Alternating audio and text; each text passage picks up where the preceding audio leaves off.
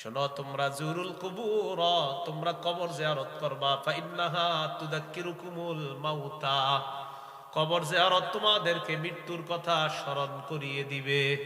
তোমরা কবর জিয়ারত করবা, কবর জিয়ারত তোমাদেরকে মৃত্যুর কথা স্মরণ করিয়ে দিবে। এজন্য আশেপাশে অনেক কবর থাকে, ছোট ছোট কবর, গোরস্থান থাকে, এগুলা সামনে দিয়ে যাবেন, হাঁটবেন, কবর জিয়ারত করবেন, এতে মৃত্যুর কথা স্মরণ হবে। নবী কবরের সামনে কাঁদলেন। ইবনে মাজাহ হাদিসের কিতাব 4195 নম্বর হাদিস, বারা ইবনে আযিব রাদিয়াল্লাহু তাআলা আনহুর বর্ণনা, তিনি বলেন, আমরা রাসূলুল্লাহ সাল্লাল্লাহু আলাইহি সাল্লামের সাথে আনসারী সাহাবীর জানাজায় গেলাম। ফাজালাসা আলা শাফিরিল কব, নবীজি কবরের পারে বসলেন, কবরের পাশে বসলেন। বসার পর ফাবাকা, কান্না করা শুরু করলেন।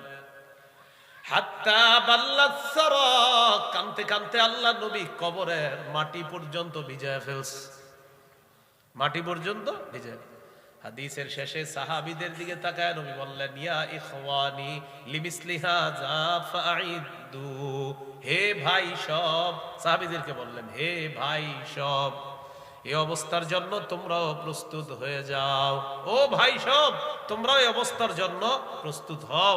এই অবস্থায় তোমাদেরকেও মোকাবেলা করতে হবে, এই অবস্থার জন্য তোমরা প্রস্তুত হও, তোমাদেরকে এইভাবে একদিন কবরে যেতে হবে। আরেকটা হাদিস, আস-সিলসিলাতুস সহিহা হাদিসের কিতাব 4 নম্বর খণ্ড 345 নম্বর পৃষ্ঠা। এখানেও বারা ইবনে আযিবের বর্ণনা, নবীজি সাল্লাল্লাহু আলাইহি সাল্লামের সাথে আমরা ছিলাম। ইদ বাসরা বিজামাআ, নবীজি দেখলেন একদল মানুষ এক জায়গায় জমায়েত হয়ে আছে। জিজ্ঞাসা করলেন, আলামা ইজতামা আলাইহি হাউলা, আচ্ছা এরা এখানে কেন, কি করে তারা? কিলা আলা কবরিন ইয়াহফিরুনা, বলা হলো হুজুর একটা কবর খনন করা হচ্ছে। এবার আমার দিকে তাকান, নবীজি কি করছে কবর খনন করার কথা শুই না?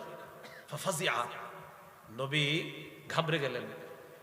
মানুষগুলার এইভাবে সরাইলেন, এই দেখি দেখি দেখি কি হয়েছে, শরত একটু শরত, তোমরা, আমরা এরকম যাই না সামনে। নবীজি এইভাবে সবাইরে দুই দিকে করতে করতে কবরের সামনে চলে গেলেন। জাসা আলা রুকবাতাইহি, কবরের সামনে গিয়ে বসে গেছে, হাঁটু গেড়ে বসে গেছে। বসার পর কান্না শুরু করছে।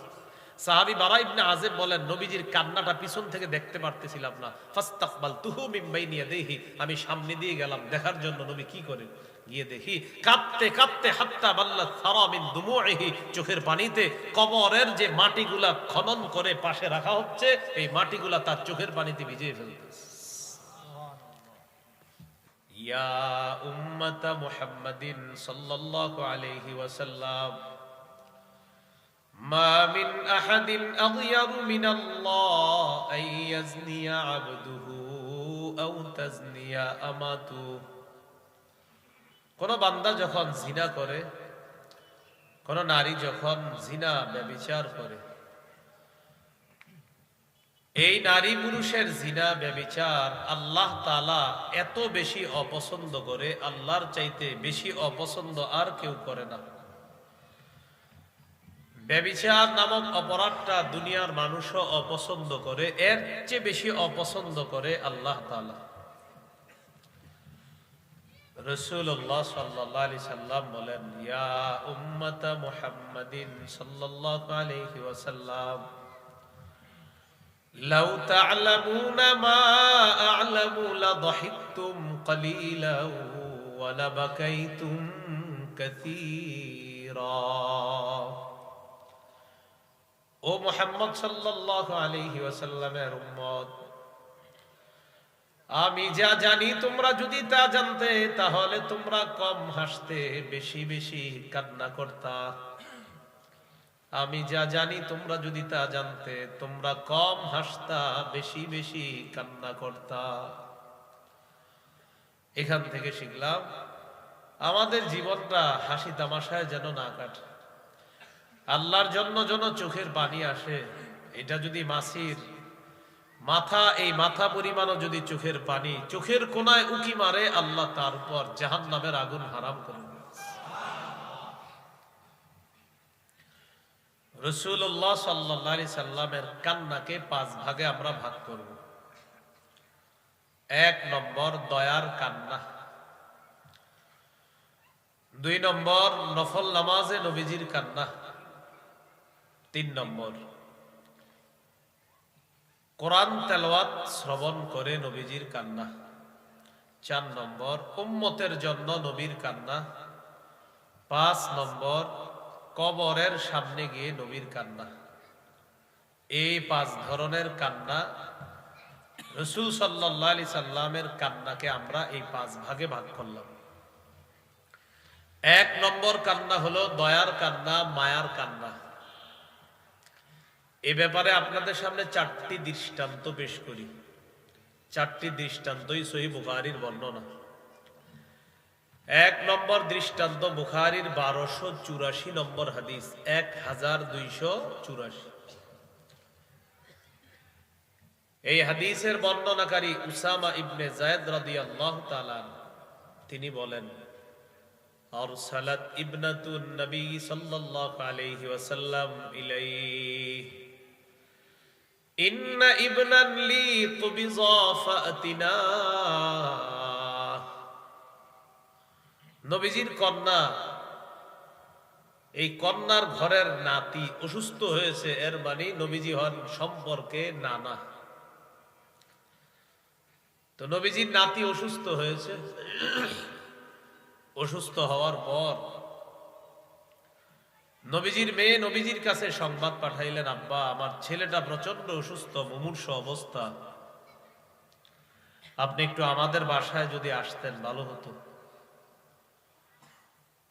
فأرسل يقرئ السلام ويقول إن لله ما أخذ وله ما أعطى وكل عنده بأجل مسمى فلتصبر ولتحتسب।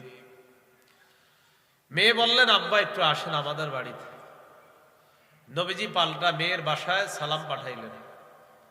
সালাম পাঠিয়ে নবীজি বললেন, আমার মেয়েকে বলবা ইন্না লিল্লাহি মা আখাদা, যা নিয়ে যায় সেটাও আল্লাহর, ওয়া লাহু মা আ'তা, যা দেন এটাও আল্লাহর। নবীজি বুঝাইতে চায় তোমার সন্তান আল্লাহ তাআলা দিয়েছেন, এটাও আল্লাহর, আল্লাহ যদি এখন নিয়ে যায় এটাও আল্লাহর। বুঝছেন নি সবাই? হ্যাঁ, তোমার সন্তান আল্লাহ তাআলা দিয়েছেন, এটাও আল্লাহর। সন্তান যদি আল্লাহ তাআলা নিয়ে যায়, বলেন এটাও কার? আল্লাহর। ওয়া কুল্লুন ইনদাহু বিআজালিন মুসাম্মা। নবীজি সংবাদ পাঠায়া দিলেন, মা প্রত্যেকটা জিনিসের নির্ধারিত সময় আছে। তোমার সন্তানের যদি যাওয়ার সময় হয়ে যায়, তোমার সন্তানকে রাখার মতো অধিকার কারো নাই। আল্লাহ এতদিন দিয়েছেন, এটাও আল্লাহর। আল্লাহ তাআলা যদি নিয়ে যান, এটাও আল্লাহর। এই বইলা সংবাদ পাঠাইছে। শেষে বললেন, ফাল তাসবির ওয়াল তাহতাসিব, আমার মেয়েকে বলবা সে যেন ধৈর্য ধারণ করে আর সওয়াবের আশা করে। মেয়ে তো আপনারা জানেন, মেয়েরা বাবার কাছে একটু আবদার বেশি রাখে। মেয়ে আবার সংবাদ পাঠাইছে, আব্বা না, আপনি আসতে হবে। নবীজি বলছিলেন এই করো। মেয়ে আবার সংবাদ পাঠাইলেন, ফারসালাত ইলাইহি তুকসিমু আলাইহি লা ইয়াতিয়ান্নাহা, কসম দিয়ে পাঠাইলেন, আব্বা কসম লাগে আপনি আসতে হবে। আপনি অবশ্যই, হাদিসের অনুবাদ লা ইয়াতিয়ান্নাহা, অবশ্যই অবশ্যই যেন নবীজি আসে। মেয়ের আবদার। فقام رسول الله صلى الله عليه وسلم ومعه سعد بن عبادة ومعاذ بن جبل وأبي بن كعب وزيد بن ثابت ورجال رضي الله تعالى عنهم। নবীজি রওনা করলেন, সাথে কয়েকজন সাহাবী নিলেন। হাদিসে 4 জন সাহাবীর নাম আসছে, সাদ ইবনে উবাদা, মুআজ ইবনে জাবাল, উবাই ইবনে কাব, যায়েদ ইবনে সাবিত, ওয়া রিজালুন, আরো কতিপয় কয়েকজন সাহাবী, তাদের নাম আসে নাই। এই 4 জনের নাম আছে। আর হাদিসের শেষে আছে আরো কিছু সাহাবী। তাদেরকে নিয়ে আল্লাহ রাসূল তার কন্যার বাড়িতে গেলেন। তো মেয়ের বাড়িতে যাওয়ার পর ফারুফিআ ইলা রাসূলিল্লাহি সাল্লাল্লাহু আলাইহি ওয়াসাল্লাম আস-সাবিয়্যু, রাসূল সাল্লাল্লাহু আলাইহি সাল্লামের কোলে বাচ্চাটাকে দেওয়া হলো, শিশুকে দেওয়া হলো, নাতিকে দেওয়া হলো। ওয়া নাফসুহু তাতাকাউ কান্নাহা শান্নুন, মশকের যেমন আওয়াজ, নাতির ভিতর থেকে এমন একটা আওয়াজ হচ্ছিল, মরে যাবে যাবে অবস্থা, তার খুব কষ্ট হচ্ছিল। ফাফাদাত আইনা, আল্লাহ নবীর চোখ দিয়ে পানি বের হওয়া শুরু হয়ে যায়, চোখ থেকে পানি বের হয়ে যায়। فقال له سعد بن عبادة رضي الله تعالى عنه يا رسول الله ما هذا। সাহাবী সাদ ইবনে উবাদা রাদিয়াল্লাহু তাআলা আনহু বললেন, হুজুর এটা কি আপনিও কান্না করেন? فقال رسول الله صلى الله عليه وسلم هذه رحمة جعلها الله في قلوب عباده। রাসূলুল্লাহ সাল্লাল্লাহু আলাইহি সাল্লাম বললেন, শোনো, এটা হলো দয়া, এটা হলো মায়া। এই দয়া, এই মায়া আল্লাহ তাআলা তার বান্দার অন্তরের মধ্যে ঢেলে দেন। তাহলে বলেন তো, নবীজির এই কান্নাটা ছিল কিসের কান্না? দয়ার কান্না, মায়ার কান্না, ভালোবাসার কান্না, হৃদ্যতা, মোহাব্বতের কান্না ছিল এটা। এরপর নবীজি সাল্লাল্লাহু আলাইহি সাল্লাম বলেন, ইন্নামা ইয়ারহামুল্লাহ মিন ইবাদিহির রুহামা। আল্লাহ তাআলা তার বান্দাদের মধ্য থেকে যারা দয়াশীল, যারা মায়া, যাদের অন্তরে দয়া আছে, মায়া আছে, আল্লাহ তাদেরকেই মায়া করেন, দয়া করেন, রহমতের চাদরে আবদ্ধ করেন। তাহলে বলেন তো, নাতিকে কোলে নেওয়ার পর নবীর চোখে যেই পানিটা আসছে, এটা কিসের কান্না? দয়ার, মায়ার। এই মায়া আল্লাহ বান্দার অন্তরে ঢেলে দেয়। 2 নম্বর দৃষ্টান্ত, সহিহ বুখারীর বর্ণনা 1303 নম্বর হাদিস, 1303 নম্বর হাদিস।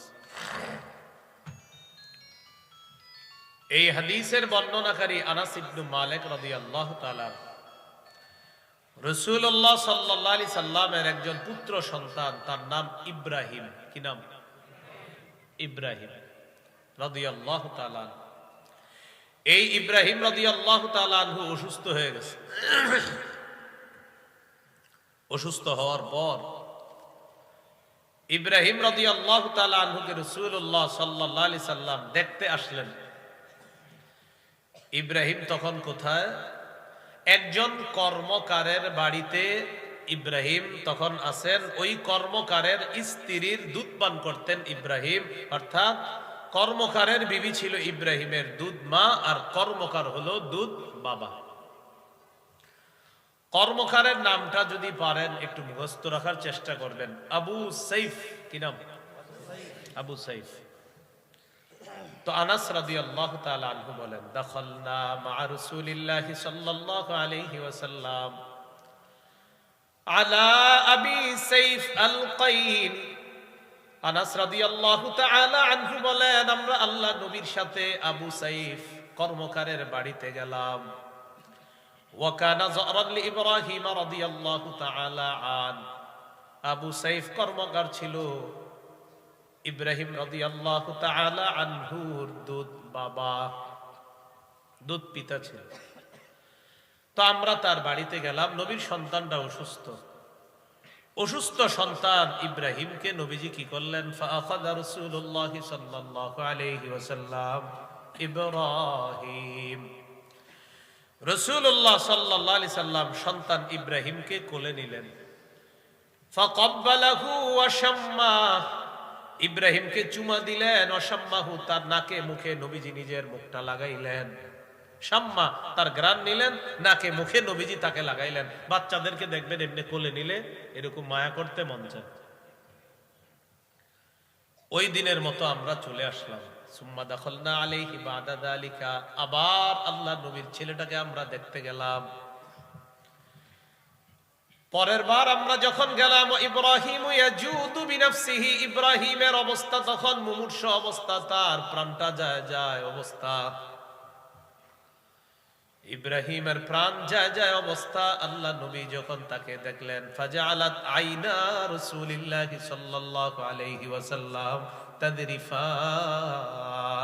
আল্লাহ নবীর দু চোখ বেয়ে পানি পড়া শুরু হয়ে যায়, অশ্রু পড়তেছে, নবীর চোখ থেকে পানি পড়তেছে। فقال له عبد الرحمن بن عوف رضي الله تعالى عنه أنت يا رسول الله। সাহাবী আব্দুর রহমান ইবনে আউফ বললেন, হুজুর আপনিও কান্না করেন, এটা কি? فقال رسول الله صلى الله عليه وسلم, নবীজি বললেন, ইন্নাহা রাহমা, এটা রহমত, এটা দয়া, এটা মায়া। অসুস্থ কাউকে দেখে আপনার চোখে পানি আসা, মুমূর্ষ কাউকে দেখে আপনার চোখে পানি আসা, বলেন তো এটা কি? এটা দয়া, এটা মায়া, এটা হৃদ্যতা, এটা ভালোবাসা, এটা মহব্বত। এই চোখের পানি আসাটা এটা স্বাভাবিক।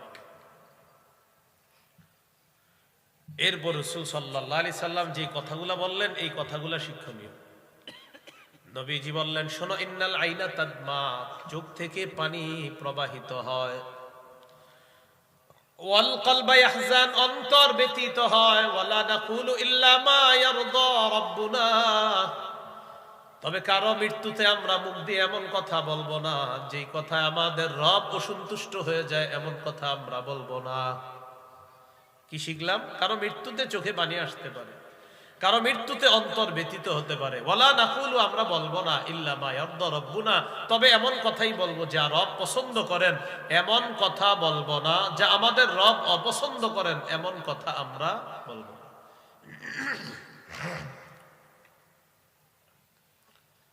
এরপর রাসূল সাল্লাল্লাহু আলাইহি সাল্লাম বললেন, ওয়া ইন্না বিফিরাকিকা ইয়া ইব্রাহিম লামাহজুনুন, ইব্রাহিম, তোমার বিয়োগ ব্যথায়, তোমাকে হারিয়ে আমরা শোক সন্তপ্ত। হাদিস থেকে আমরা চারটা বিষয় শিখলাম। কারো মৃত্যুতে চোখে পানি আসা, এটা রহমত, এটা দয়া। কারো মৃত্যুতে অন্তর ব্যথিত হওয়া, এটা রহমত, এটা দয়া।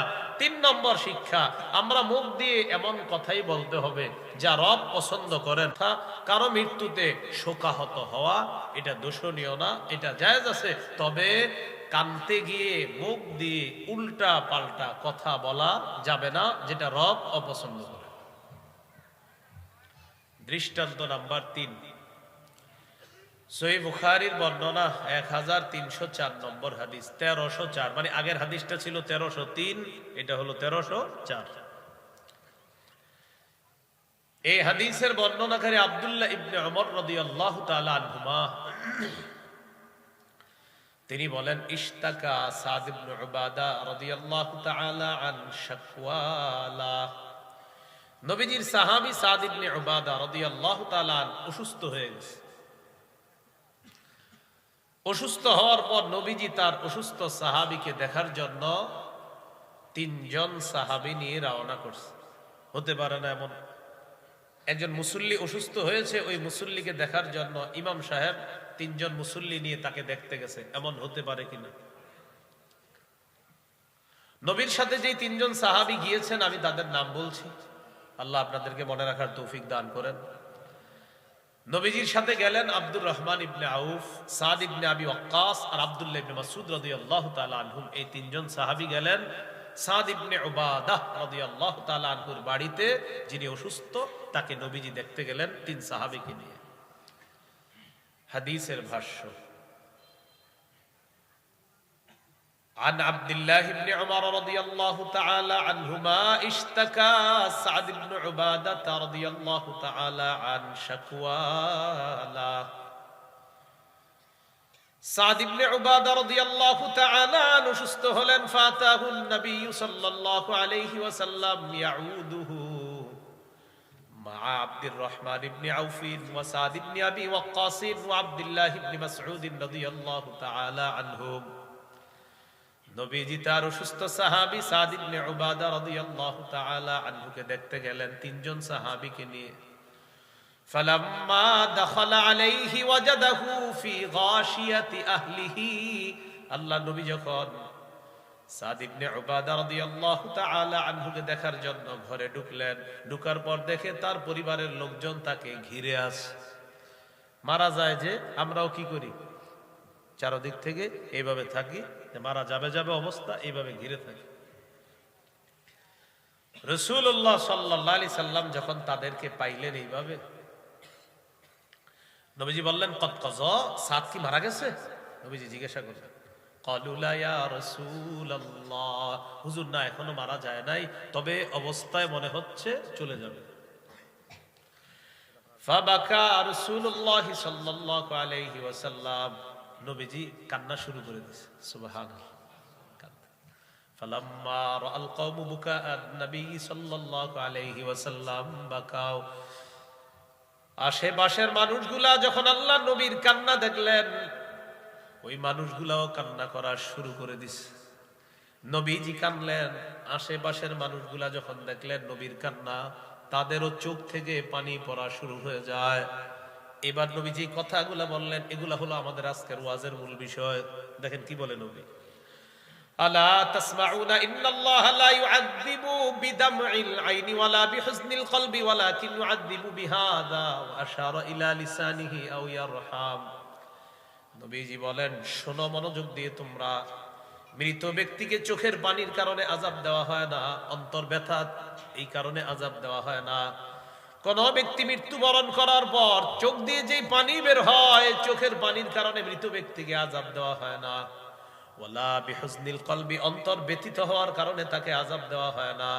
তবে বলেন সবাই, তবে এটার কারণে আযাব দেওয়া হয়। দেখেন তো, বলে এই যে ধরেন জিহ্বা ধরেন, বলেন কি বললেন নবীজি? জিহ্বা ধরছেন, বললেন ওয়া আশারা ইলা লিসানিহি, জিহ্বা দেখিয়ে বললেন এটার কারণে আযাব দেওয়া হয়। এটা হাদিস থেকে শিখলাম, চোখে পানি আসতে পারে, অন্তর ব্যথিত হতে পারে, তবে জিহ্বা দিয়ে উল্টা পাল্টা কথা বলা যাবে না। আজরাইল আর কারো ঘর দেখলো না, আমারটাই দেখলো। নাউজুবিল্লাহ, এগুলা বইলা ফেলে। বিশেষ করে আমাদের মা বোনরা এই ভুলটা করে ফেলে। কেউ মারা গেলে এরা ৩-৪ জন একসাথে হইয়া এমন এমন কবিতা বলবে আপনি জিন্দিগিতেও শোনেন নাই। কিভাবে যেন মিলায় মিলায় বলে, হায় রে ওমকে রে তোমকে রে, কিভাবে কিভাবে সুন্দরভাবে আজীব এক সিস্টেমের কিছু বলে কথাবার্তা। তাহলে দেখি আপনাদের পরীক্ষা হোক, চোখে অশ্রু আসা নিষেধ না, অন্তর ব্যতীত হওয়া নিষেধ না, উল্টা পাল্টা কথা বলা নিষেধ। এটা হলো নবীজি বলতেছেন, শোনো, চোখের পানির কারণে মৃত ব্যক্তিকে আযাব দেওয়া হয় না, অন্তর ব্যতীত হওয়ার কারণে আযাব দেওয়া হয় না। ওয়ালাকিন ইউআযযিবু বিহাযা, তবে এটার কারণে আযাব দেওয়া হয়। কোনটা? আশারা ইলা লিসানিহি, নবীজি জিহ্বা দেখিয়ে বললেন এটার কারণে আযাব দেওয়া হয়। এবার হাদিসের শেষে যেটা আসছে দেখেন, ওয়া কানা উমর রাদিয়াল্লাহু তাআলা আন ইয়াদরিবু ফীহি বিল আসা ওয়ারমি বিল হিজারা ওয়াহসি বিত্তুরাব। ওমর ফারুক রাদিয়াল্লাহু তাআলা আনহু যদি দেখতেন কেউ বিলাপ করে, কান্নাকাটি করে, ওমর ফারুক যদি দেখতেন কেউ বিলাপ করে আর কান্নাকাটি করে, বিলাপ মানে হলো চোখ দিয়ে পানি বের হয়, মুখ দিয়ে উল্টা পাল্টা কথা বের হয়, হযরত ওমর লাঠি দিয়ে তাকে আঘাত করতেন। ওয়ারমি বিল হিজারা, পাথর মারতেন, মেরে বলতেন এই থামো। ওয়াহসি বিত্তুরাব, মুখের মধ্যে বালু ঢুকায় বসায় রাখতেন, মুখে বালু দিয়ে মুখ বন্ধ রাখো, কান্দো ঠিক আছে, কান্না করো ঠিক আছে, অন্তর ব্যতীত হইছে ঠিক আছে, মুখে এগুলো কি বের হইতেছে, বালু দিয়ে বসায় রাখো, বুঝে থাকো। এই হাদিসে আসছে ইন্নাল মাইয়িতা ইউআযাবু বিবুকাই আহলিহি আলাইহি, মৃত ব্যক্তিকে আযাব দেওয়া হয় তার পরিবারের বিলাপের কারণে, তাকে আযাব দেওয়া হয়।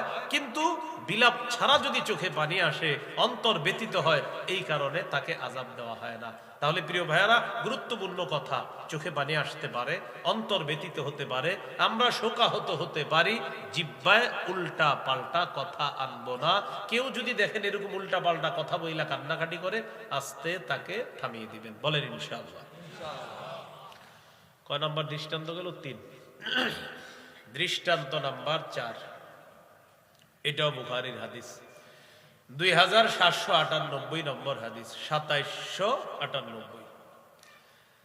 এই হাদিসের বর্ণনাকারী সাহাবী আনাস ইবনু মালিক রাদিয়াল্লাহু তাআলা। মুতার যুদ্ধে নবীজি সাহাবায়ে কেরামকে পাঠাইছে। মুতার যুদ্ধে ৩ জনকে নবী সেনাপতি করে পাঠালেন। একজনের নাম যায়েদ ইবনে হারেসা, আরেকজন জাফর ইবনে আবি তালেব, আরেকজন আব্দুল্লাহ ইবনে রাওয়াহা রাদিয়াল্লাহু তাআলা আনহুম। এই ৩ জনকে মুতার যুদ্ধে সেনাপতি করে পাঠাইলেন। নবী বলে দিলেন, যায়েদ প্রথম নেতৃত্ব দিবে, জায়েদ যদি শহীদ হয়ে যায়, এরপর জাফর পতাকা নিবে, সে যদি শহীদ হয়ে যায়, আব্দুল্লাহ ইবনে রাওয়াহা পতাকা নিবে, আব্দুল্লাহ ইবনে রাওয়াহা সেও যদি শহীদ হয়ে যায়, সাহাবীদের মধ্যে অন্য কেউ পতাকা নিবে। এই তিনজনকে নবী বলছে যদি শহীদ হয়, যদি শহীদ হয়, যদি শহীদ হয়। সাহাবায়ে কেরাম বুঝতে পারছে নবী বলছে যদি শহীদ হয়, তার মানে আমরা নিশ্চিত শহীদ হব। মুতার প্রান্তরে গেছে, লড়াই চলতেছে, জিহাদ অব্যাহত আছে। জিবরিল আমিন ডিটেইলস নবীরে জানাই দিতেছে। সুবহানাল্লাহ। নবীজি মিম্বরে দাঁড়াইছে মসজিদে, দাঁড়িয়ে মুতার যুদ্ধের বিবরণ দিতে লাগলেন সাহাবায়ে কেরামকে। মন দিয়ে শুনেন নবী কি বলতেছে। قال رسول الله صلى الله عليه وسلم اخذ الرايه زيد فاصيب ثم اخذها جعفر فاصيب ثم اخذها عبد الله ابن رواحه فاصيب। নবীজি বলতে লাগলেন আমার সাহাবী যায়েদ পতাকা নিয়েছে, যায়েদকে শহীদ করে দেওয়া হয়েছে।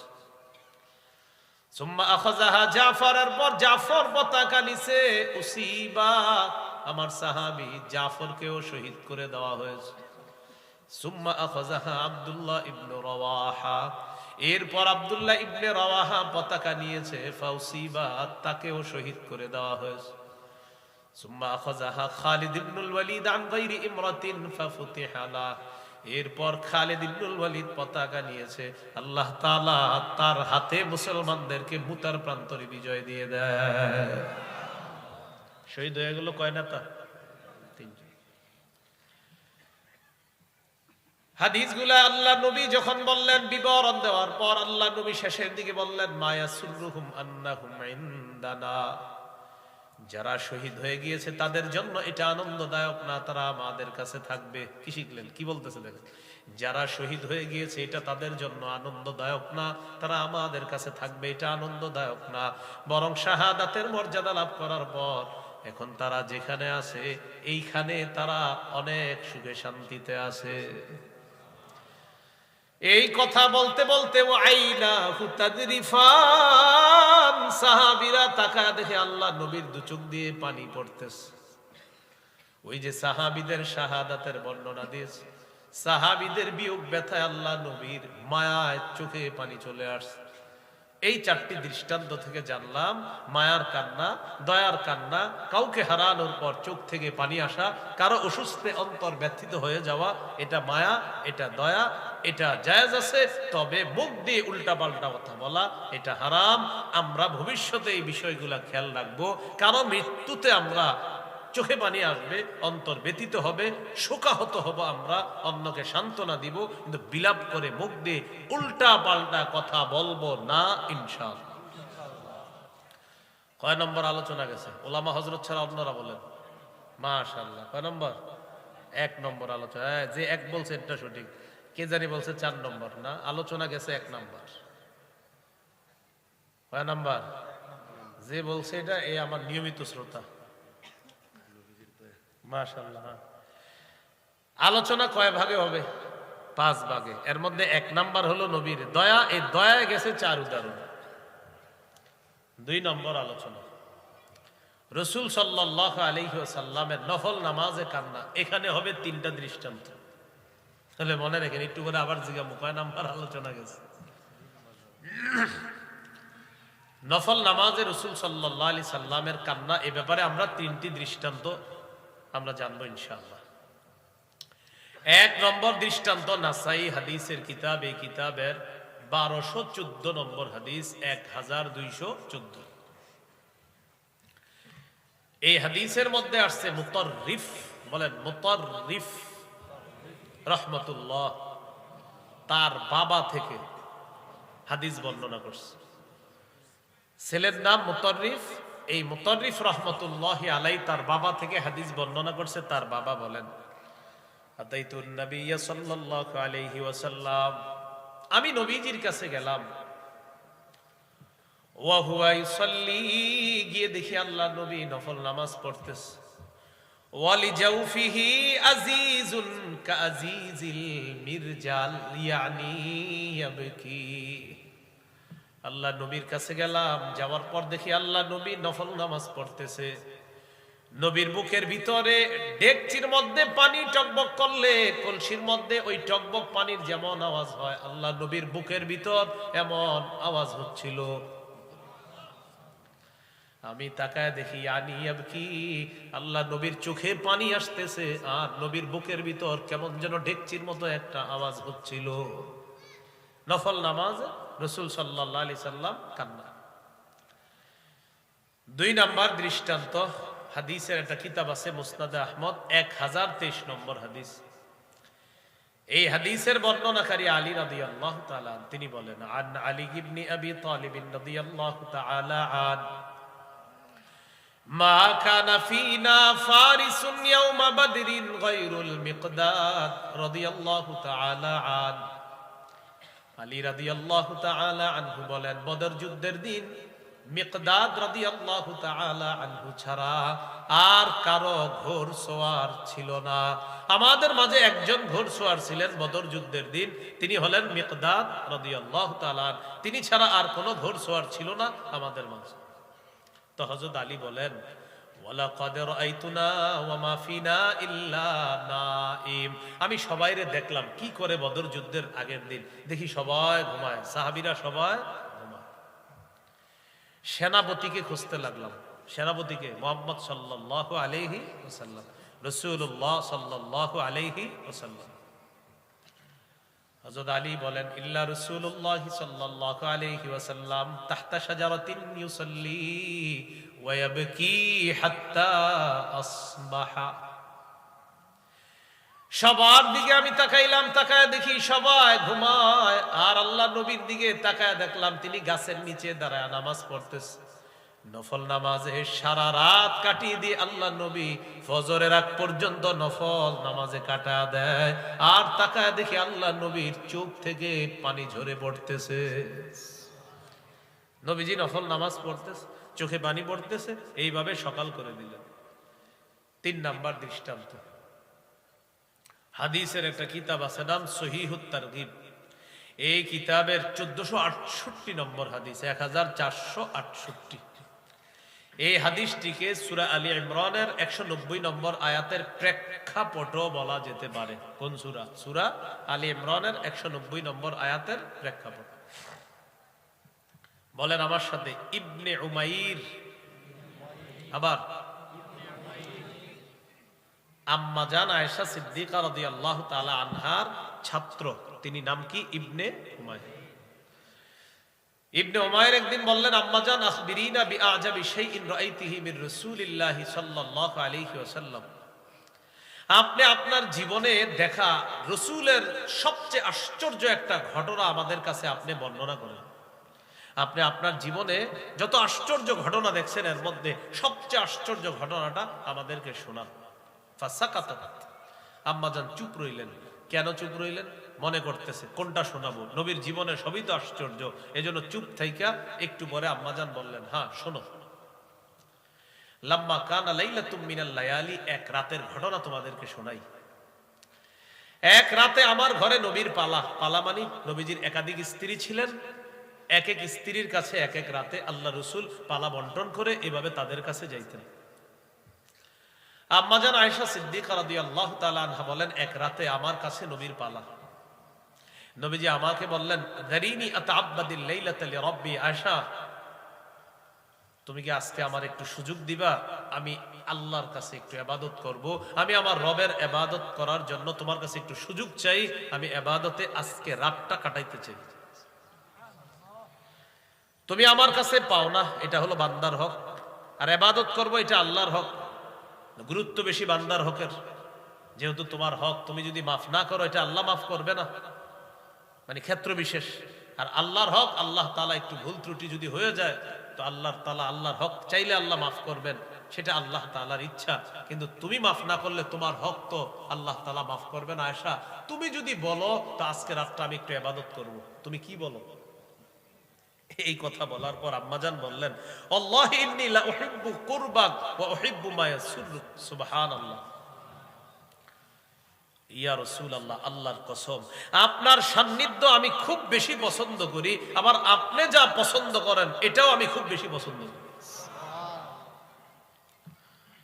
আমি যে আপনার কাছে থাকতে পারি এটাও আমার সবচেয়ে বেশি পছন্দের, আবার আপনি যেটা পছন্দ করেন এটাও আমার সবচেয়ে পছন্দের।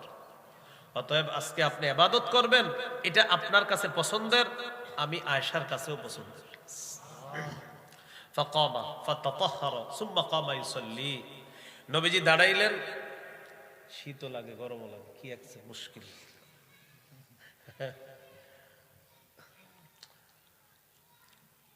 যাই হোক, এটা আপনারা টেনশন নেওয়ার কিছু নেই। রাসূলুল্লাহ সাল্লাল্লাহু আলাইহি সাল্লাম দাঁড়াইলেন, ওযু করলেন, নামাজে দাঁড়াইলেন। নামাজে দাঁড়ানোর পর বাকা, নামাজের মধ্যে কান্না শুরু করছে। ফালাম ইয়াজাল ইয়াবকি, কাঁদতেছে আর কাঁদতেছে। আম্মা জান বলেন হাত্তা বাল্লা হিজরা, কাঁদতে কাঁদতে গাল ভিজায় ফেলছে। আম্মা জান বলেন ওয়া কানা জালিসান ফাবাকা ফালাম ইয়াজাল ইয়াবকি হাত্তা বাল্লা লিহিয়াতা। নবীজি নামাজের মধ্যে বসলেন, এখনো দেখি আল্লাহ নবী কান্না করতেছে। কান্না করতে করতে দাড়ি মুবারক ভিজায় ফেলছে। আম্মা জান বলেন সুম্মা বাকা ফালাম ইয়াজাল ইয়াবকি হাত্তা বাল্লাল আরদ। আল্লাহ নবীকে দেখলাম আরো কাঁদতেছে। কাঁদতে কাঁদতে আল্লাহ নবী সামনের জমিন পর্যন্ত ভিজায় ফেলছে, মাটি ভিজায় ফেলছে। মাটি ভিজানো মানে কি বুঝতে পারলেন? গাল বে, দাড়ি বে, শরীর বে, জামা বে, পানি পড়ার পর এরপর জমি ভিজছে। আগে পরে যার কোনো গুনাহ নাই তার চোখে এত পানি, আমাদেরকে বোম মারলেও ইলেকট্রনিক মিডিয়ার যুগে চোখে পানি আসা এত সহজ না। চোখে পানি আসা এত সহজ না। আর চোখে পানি আসতে চাইলো এইগুলার কারণে আর চোখে পানি আসে না। মাঝে মাঝে সব মুনাজাত ধরি, চোখে পানি আসতে চায়, যে মনে হয় যে না সামনে তো অনেক কিছু আছে, তখন আর চোখে পানি আসে না। সত্যি বলছি আমি, অনেক সময় মুনাজাত ধরি, হাত তুলি, তো অনেক সময় আপনার চোখ বেয়ে পানি আসতে চায়, এগুলার কারণে আর চোখে পানি আসে না। সত্যি বলছি আমি। ওই টেনশনে বুঝা যায় যে এখন পানি আসলে কি হবে না হবে, কে দেখবে, এই টেনশনে আবার পানি কয় না আমি যাবো না, আমি চলে যাই। এক মুশকিল।